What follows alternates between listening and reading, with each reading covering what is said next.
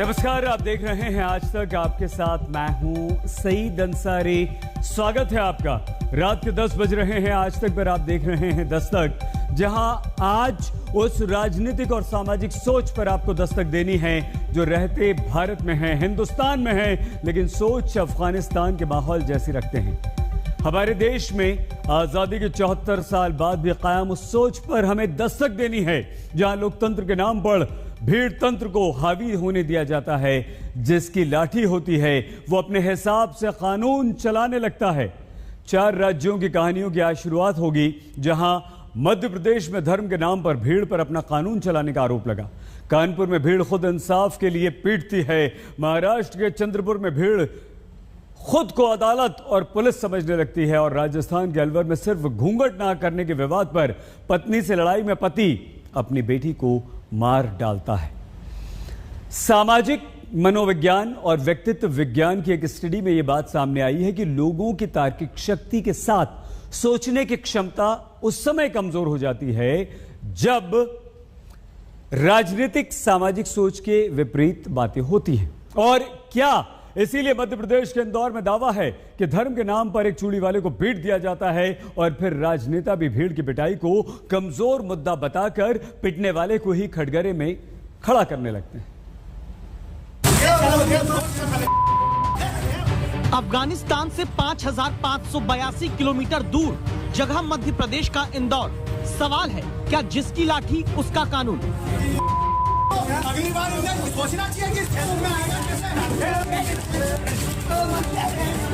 इंदौर से वायरल हुआ ये वीडियो आपने जरूर पिछले 36 घंटे में कहीं देखा सुना होगा।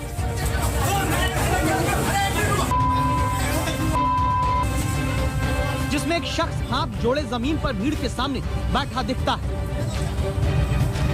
दावा है कि ये चूड़ी बेचने वाला है। पीले कुर्ते वाला ये आदमी, इसके साथ नारंगी शर्ट वाला शख्स दिखता है। आरोप है ये भीड़ को इस चूड़ी बेचने आए शख्स को पीटने के लिए उकसाने वाला है।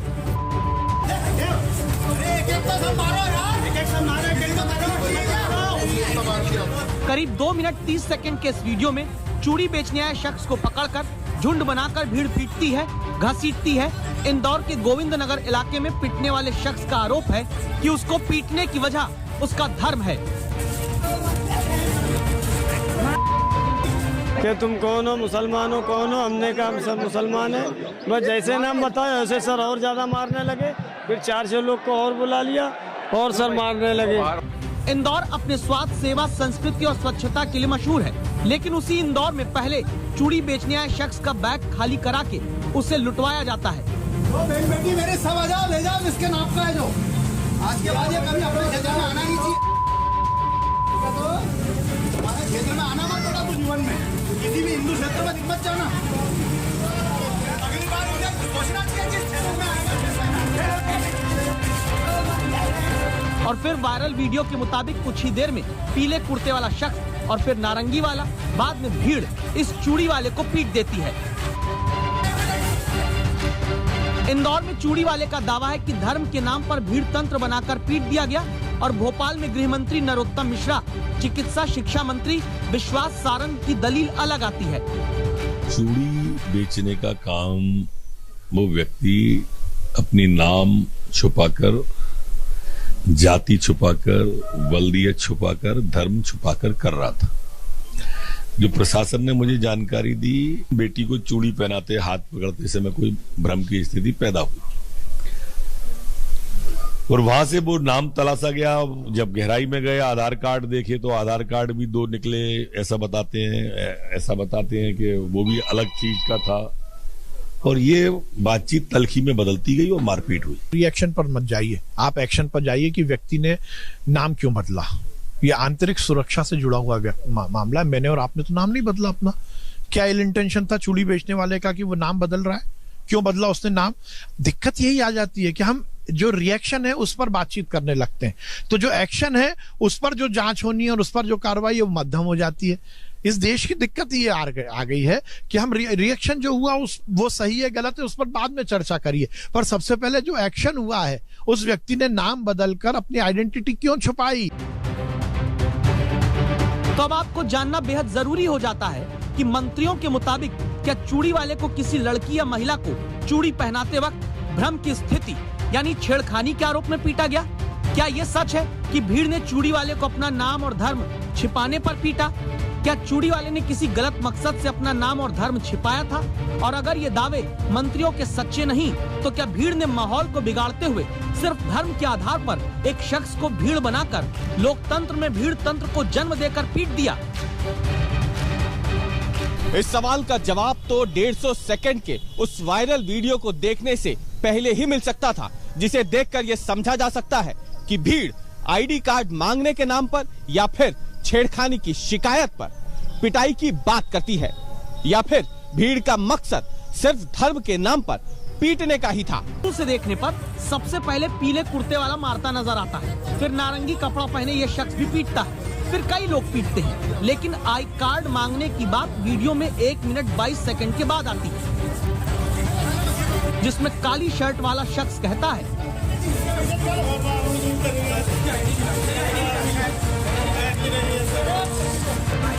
इसके बाद लोग पीटते हैं और थोड़ी देर बाद फिर आकर सुनाई पड़ता है,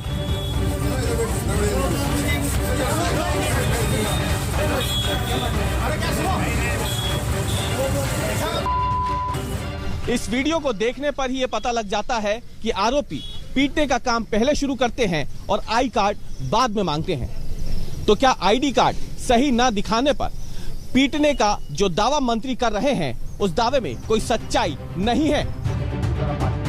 इस सवाल की वजह है इंदौर के आईजी हरि नारायण चारी मिश्रा का बयान, जो कहते हैं कि पिटने वाले तस्लीम के पास बाद में जांच के दौरान 3 आईडी में कुछ अंतर मिले हैं। इस बयान को सुनकर आप समझ पाएंगे कि पहले ही भीड़ ने आईडी कार्ड तस्लीम का नहीं देखा था। इसमें एक और तथ्य सामने आया कि फरियादी के भी पास जो परिचय पत्र मिला उसमें 3 अलग अलग परिचय पत्रों में उसमें भिन्नता पाई गई। उसमें मुख्य तौर पर उसमें जो पहचान से संबंधित जो कई तथ्य हैं उसमें अलग अलग हैं। पुलिस उस बिंदु पर भी जांच कर रही है। सवाल सीधा सा ये है कि जब आईजी इंदौर तस्लीम के पहचान पत्रों में अंतर की बात पर जांच की बात ही कह रहे हैं, तो फिर मध्य प्रदेश के गृह मंत्री और चिकित्सा शिक्षा मंत्री क्यों तस्लीम के पहचान पत्र को मुद्दा मानते हैं, न कि भीड़ तंत्र के जन्म और भीड़ के हाथों युवक की पिटाई को? लड़के पे कार्रवाई, जो पिटा है उस पे कार्रवाई, जो पीड़ित है। पिटा और पीटने की बात नहीं है, वो गलत कर रहा था भाई। आप अगर जाति छुपाओगे, मैं अगर जाति छुपाऊंगा, वो गलत है। आधार कार्ड 2-2 मिलेंगे, गलत है। जो गलत है उस पर तो कार्रवाई कहो ना। दिक्कत यही आ जाती है कि हम जो रिएक्शन है उस पर बातचीत करने लगते हैं, तो जो एक्शन है उस पर जो जांच होनी है और उस पर जो कार्रवाई है वो मध्यम हो जाती है। इस देश की दिक्कत ये आ गई है कि हम रिएक्शन जो हुआ वो सही है गलत है उस पर बाद में चर्चा करिए, पर सबसे पहले जो एक्शन हुआ है उस व्यक्ति ने नाम बदलकर अपनी आइडेंटिटी क्यों छुपाई? मतलब जिसे भीड़ पीट देगी उस पर मंत्री विश्वास सारंग के मुताबिक सही है या गलत, इस पर भी चर्चा बाद में होगी। जबकि इंदौर का भीड़ तंत्र इस तरह पीटना चाहता था कि युवक के शरीर पर निशान तक न आए।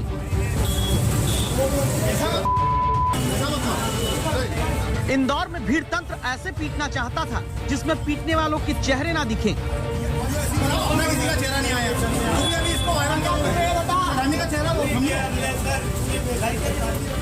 चूड़ी बेचने का काम वो व्यक्ति अपनी नाम छुपाकर, जाति छुपाकर, वल्दियत छुपाकर, धर्म छुपाकर कर रहा था। अफसोस की बात है कि नरोत्तम मिश्रा जी से मैं पूछना चाहता हूं कि क्या हर दुकानदार, हर बिजनेसमैन अपना धर्म की तख्तियां अब लटका के धंधा करेगा कि मैं इस धर्म का हूं, ये धंधा बेच रहा हूं? ये देश को किस दिशा में ले जाना चाह रहे हैं? इंदौर में जो हुआ, पुलिस ने उस मामले में कार्रवाई की। 3 में से 2 मुख्य आरोपियों की गिरफ्तारी हुई है, लेकिन ऐसे भीड़ तंत्र को रोकना इसलिए जरूरी हो जाता है क्योंकि एक पक्ष अगर अफगानिस्तान की तरह खुद को ही सत्ता मानकर अपने हिसाब से कानून बनाकर गली मोहल्ले में भीड़ तंत्र को स्थापित करेगा, तो उसी आधार पर दूसरा पक्ष भी भीड़ बनकर जुट जाएगा, जिसे संभालने के लिए पुलिस को रोड पर मार्च करना पड़ता है।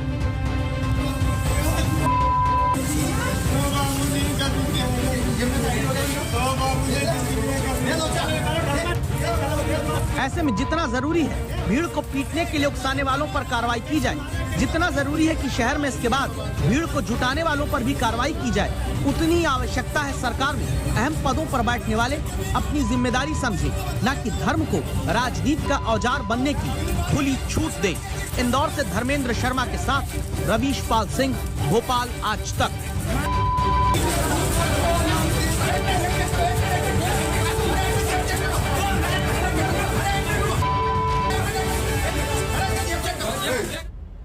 और अब आप दीजिए अगली दस्तक, जहां 3 राज्यों की 4 कहानी से आपको पता चलेगा कि आखिर कानून पर भरोसा कम करके जनता क्यों भीड़ तंत्र में विश्वास करने लगती।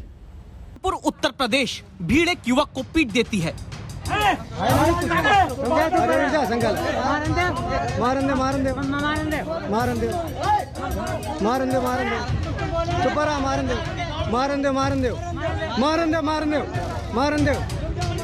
ये ज्यादा मन रहे दादा मारन दे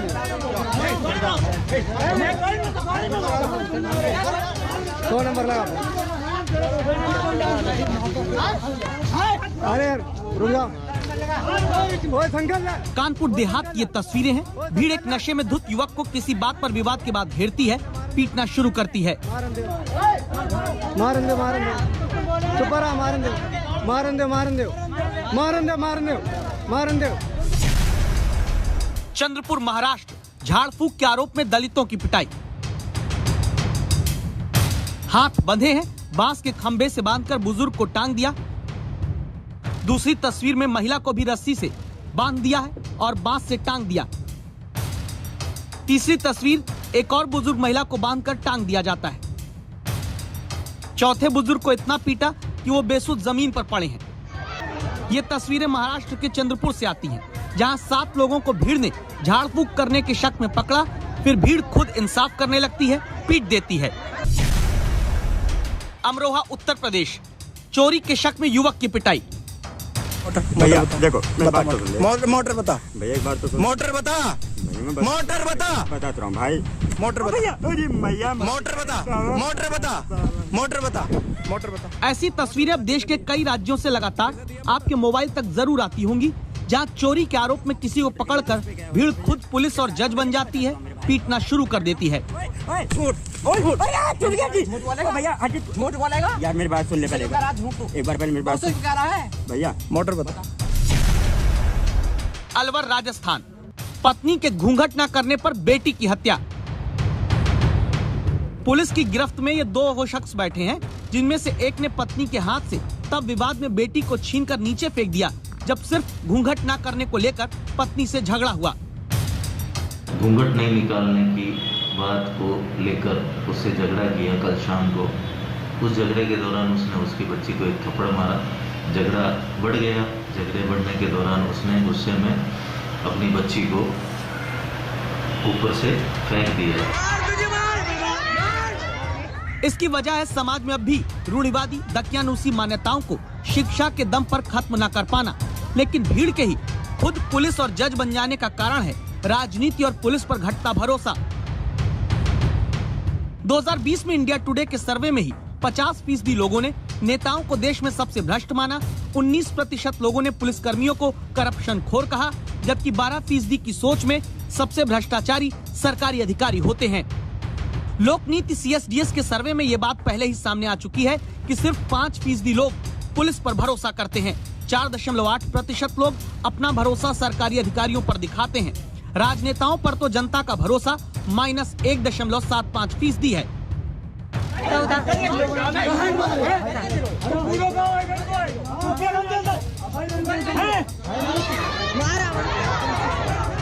संभव है कि इसी कारण लॉजिक की जगह धर्म और जाति के राजनीति के मैजिक में फंसी जनता भरोसे की कमी की वजह से खुद ही भीड़ बनकर अपना इंसाफ करने निकल पड़ती है।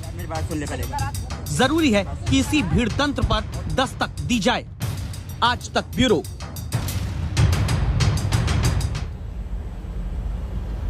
और अब उस राजनीतिक दस्तक की खबर जिसमें जाति के वोट की लाठी अपने हाथ रखकर सत्ता का कानून अपने हिसाब से चलाने की राजनीति जोर मार रही है।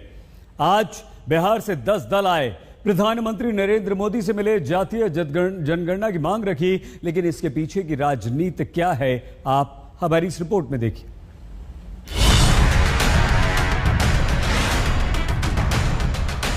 एक बार अगर ये हो जाएगा ना जनगणना, तो सबकी स्थिति के बारे में जानकारी मिल जाएगी।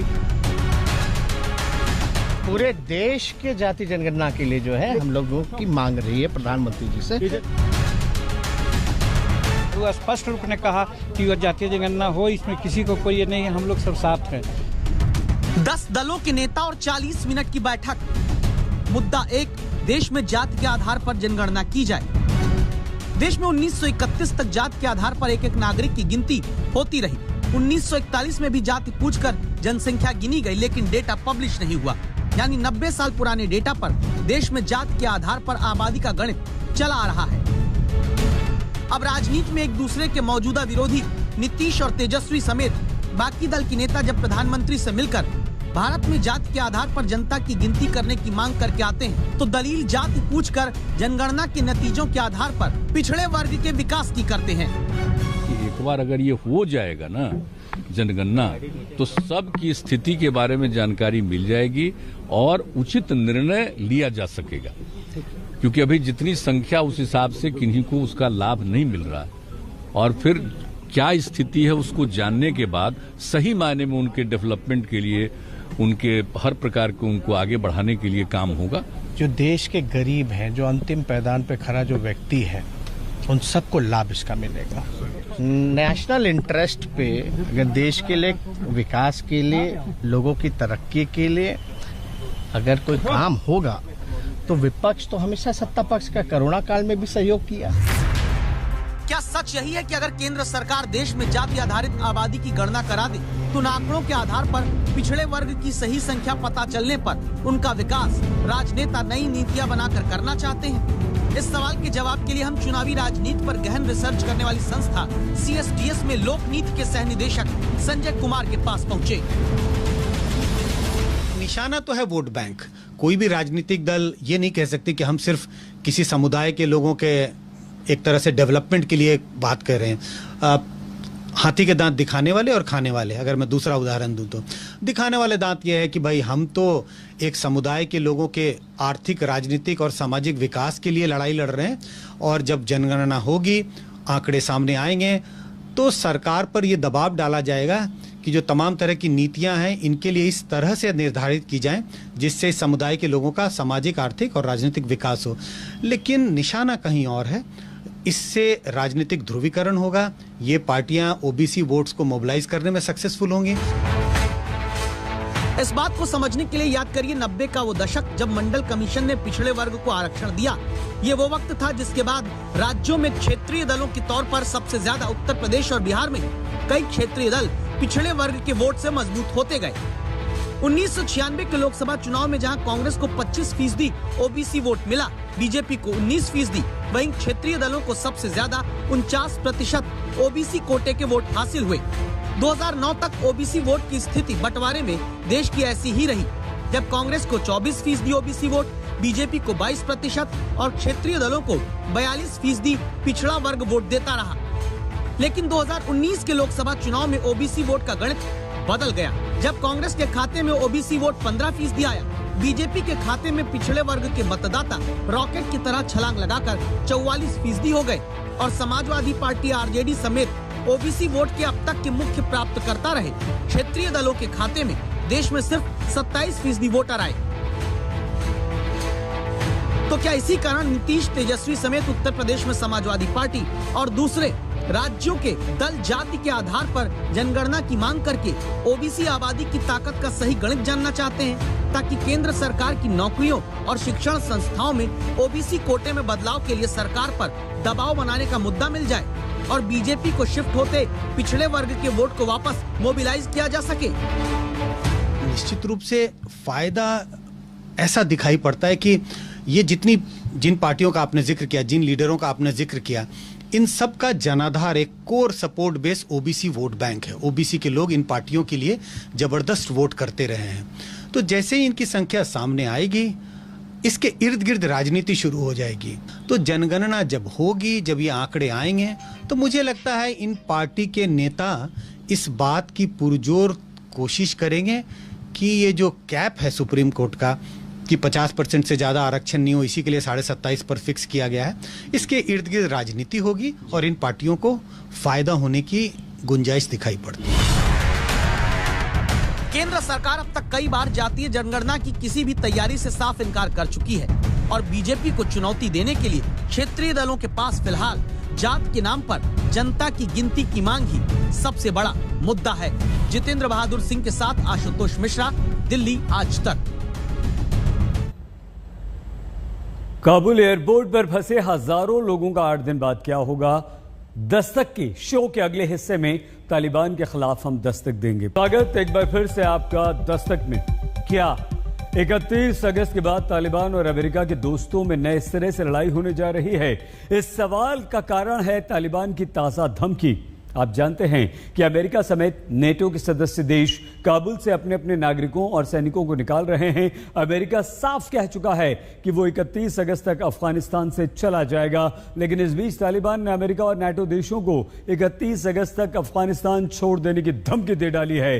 तालिबान ने यह साफ कह दिया है कि अगर ऐसा नहीं हुआ तो अंजाम बहुत बुरा होगा। फ्रांस ने तालिबान को इसका जवाब दिया और कहा है कि वो 31 अगस्त के बाद भी अपने नागरिकों को अफगानिस्तान से निकालेगा और अगर तालिबान ने उसके काम में रुकावट डाली तो परिणाम बहुत बुरे होंगे। अफगानिस्तान का काबुल एयरपोर्ट, हजारों की भीड़ जिसमें हर किसी को एयरपोर्ट की इस दीवार के पार नई जिंदगी दिख रही है। इसीलिए बूढ़ा हो या जवान, सबके पास तालिबान से बचने का यही रास्ता बचा है। इसीलिए कटीली बाढ़ से लेकर पानी तक की बाधा अफगानिस्तान के लोगों को नहीं रोक पा रही। सवाल यह है कि 31 अगस्त के बाद अफगानिस्तान को तालिबान से कौन बचाएगा?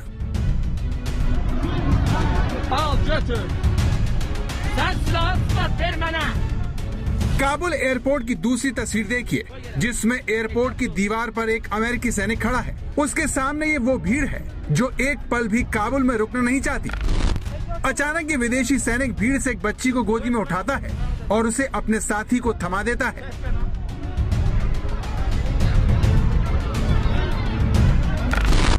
कुछ देर बाद ये ऐसा दोबारा करता है। इस बार बच्ची की जगह एक छोटा बच्चा होता है, जिसे देखते ही देखते ये सैनिक अपनी शरण में ले लेते हैं।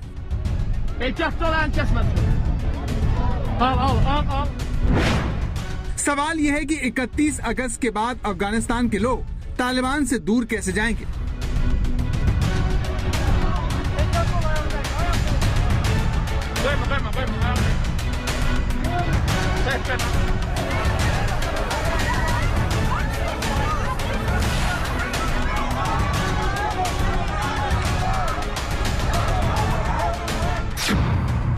काबुल एयरपोर्ट की इन तस्वीरों ने दुनिया को अच्छे से समझा दिया है कि अफगानिस्तान के लोग किस मुश्किल से गुजर रहे हैं। उनकी इस मुसीबत को तालिबान बढ़ा रहा है, जो एयरपोर्ट पर भूखे प्यासे खड़े इन लोगों पर कोड़े बरसाने का भी कोई मौका नहीं छोड़ता। ये देखिए, कहने की जरूरत नहीं है कि तालिबान नहीं चाहता कि लोग उसके शिकंजे से बाहर निकले। इसीलिए उसके आतंकवादी काबुल एयरपोर्ट से लोगों को अक्सर भगाते हुए देखे जा सकते हैं। ये देखिए कैसे तालिबानी आतंकवादी लोगों को घर लौटने के लिए धमका रहा है।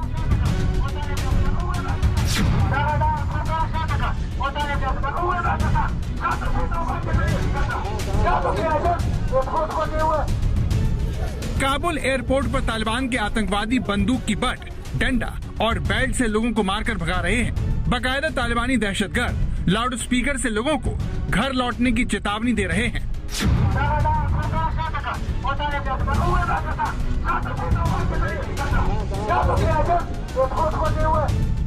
लेकिन इसके बावजूद काबुल एयरपोर्ट पर लोगों की नजरें आसमान से उतरने वाले इन हवाई जहाजों पर टिकी है, जो उनके बचने की आखिरी उम्मीद है। जैसे ही कोई विमान काबुल एयरपोर्ट पर उतरता है, लोग उत्साहित हो जाते हैं। एयरपोर्ट की ऊंची दीवारों पर कई दिनों से बैठे ये लोग अपनी तकलीफ भूल जाते हैं, वो उम्मीद से भर जाते हैं। लेकिन काबुल से बाहर निकलने की इस आशा को तालिबान ने जल्द खत्म करने का ऐलान किया है। तालिबान ने अमेरिका को धमकी दी है कि वो जल्द से जल्द अपना बोरिया बिस्तर उठाकर चला जाए। तालिबान ने अमेरिका को धमकाया है कि अमेरिकी सेना 31 अगस्त तक अफगानिस्तान छोड़ दे वरना उसे गंभीर परिणाम भुगतने होंगे। तालिबान ने यह भी कहा है कि जब तक आखिरी अमेरिकी सैनिक अफगानिस्तान छोड़कर नहीं चला जाता, वो सरकार नहीं बनाएगा। सरकार बनाने की शर्त का अमेरिकी सेना की वापसी से जोड़ना ये बताता है कि तालिबान को काबुल एयरपोर्ट से लोगों को बचकर निकलना बिल्कुल भी नहीं भा रहा। इसीलिए वो अमेरिका पर दबाव बनाने के लिए उसे धमकी दे रहा है। तालिबान बड़ी चेतावनी दे रहा है अमेरिका को और ब्रिटेन को, कहा कि किसी भी हालत में 31 अगस्त की डेडलाइन को एक्सटेंड नहीं करना। यानी दूसरे लफ्जों में इशारे में कह रहा है कि अगर आपने 31 अगस्त से ज्यादा डेडलाइन एक्सटेंड की तो तालिबान जो है अमेरिका और ब्रिटिश ट्रूप की सिक्योरिटी की जिम्मेदारी नहीं ले सकता और कुछ भी कर सकता है। इस समय बाइडेन की सरकार जो है बैकफुट पर है।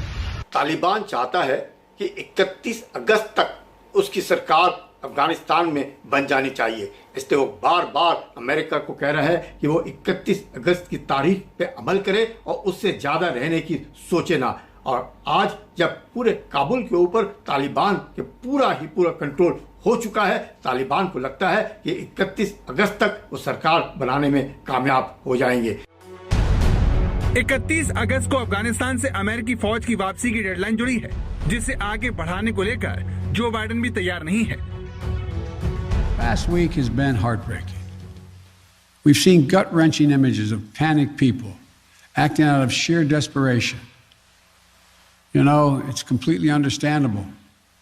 They're frightened. They're sad, uncertain what happens next. I don't think any one of us can see these pictures and not feel that pain on a human level.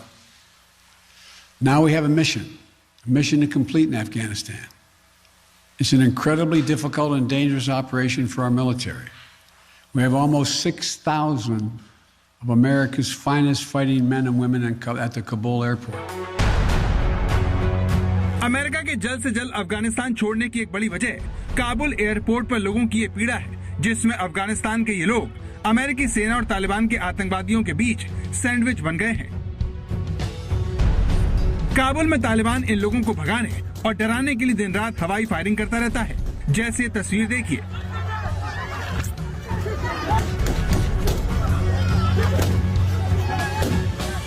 जिसमें तालिबानी आतंकवादी लोगों के दिलों में खौफ पैदा करने के लिए ताबड़तोड़ फायरिंग कर रहे हैं।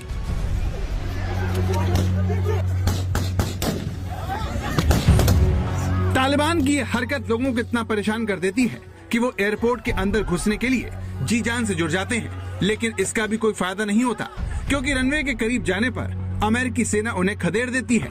लेकिन सोमवार तड़के ये फायरिंग तब जानलेवा हो गई जब नॉर्थ गेट पर अफगान गार्ड्स और अज्ञात हमलावरों के बीच फायरिंग हुई, जिसमें कई अफगान नागरिक घायल हो गए। जर्मन सेना ने ट्विटर पर बताया कि काबुल एयरपोर्ट के नॉर्थ गेट पर सुबह 4:13 पर अफगान गार्ड्स और अज्ञात हमलावरों के बीच फायरिंग हुई। इसमें एक अफगान गार्ड की मौत हो गई, जबकि 3 अन्य घायल हो गए। इस संघर्ष में अमेरिका और जर्मनी के सैनिक भी शामिल हो गए। ये हमला किसने किया, इस बारे में अभी तक पता नहीं चल सका है, लेकिन काबुल एयरपोर्ट पर बैठे लोगों की असल चिंता 31 अगस्त को जाने का अमेरिकी ऐलान है, जिसे बदलने की मांग शुरू हो गई है।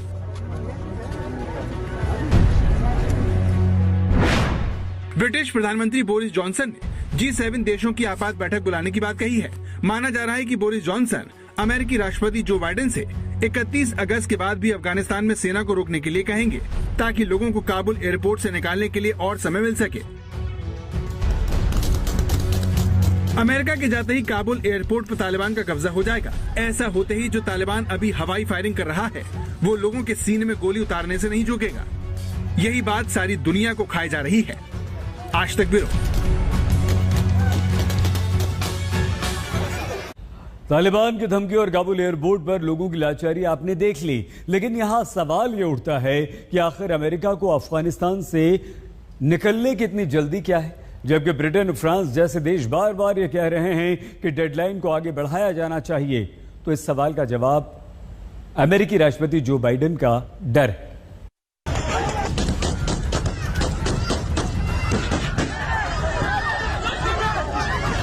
पिछले हफ्ते भर से काबुल एयरपोर्ट अफरा तफरी का दूसरा नाम बन गया है। हजारों की संख्या में लोगों की भीड़ में कभी भी गोलियों की आवाज गूंजने लगती है। एयरपोर्ट के जर्रे जर्रे में मौत की आहट है।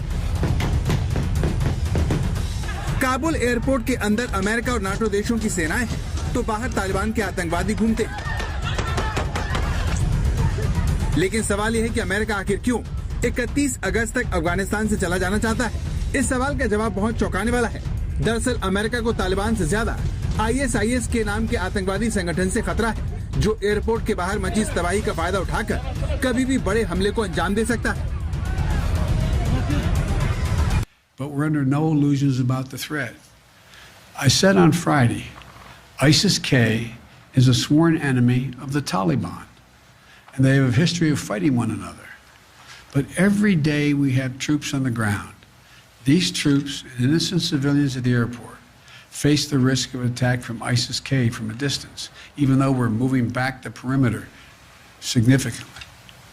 We're working hard and as fast as we can to get people out. That's our mission.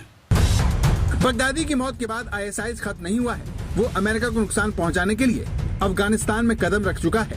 ISIS-K का पूरा नाम इस्लामिक स्टेट खोरासान है, जिसका हेडक्वार्टर काबुल में है। ISIS-K के स्लीपर सेल लगातार एक्टिव हैं और अमेरिका को शक है कि वो कभी भी अमेरिकी सेना और उनके विमानों को निशाना बना सकते हैं।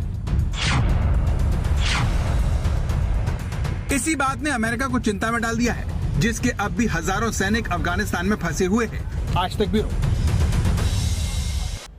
और आइए अब हम आपको पाकिस्तान की पोल खोलने वाली तस्वीरें दिखाते हैं। पाकिस्तान कहता है कि तालिबान से उसका कोई नाता रिश्ता नहीं, मगर उसकी पोल को अफगानिस्तान से लौटे आतंकवादियों ने ही खोल दिया। ये अफगानिस्तान में तालिबान का साथ देकर पाकिस्तानी कब्जे वाले कश्मीर में लौटे आतंकवादी हैं, जिनका POK पहुंचने पर गोलियों की तड़तड़ाहट के साथ जोरदार स्वागत किया गया। ये सभी आतंकवादी लश्कर और जैश-ए-मोहम्मद के आतंकवादी हैं। दस्तक में आज के लिए बस इतना ही। आप प्लीज अपना बहुत ख्याल रखिएगा। देखते रहिए आज तक।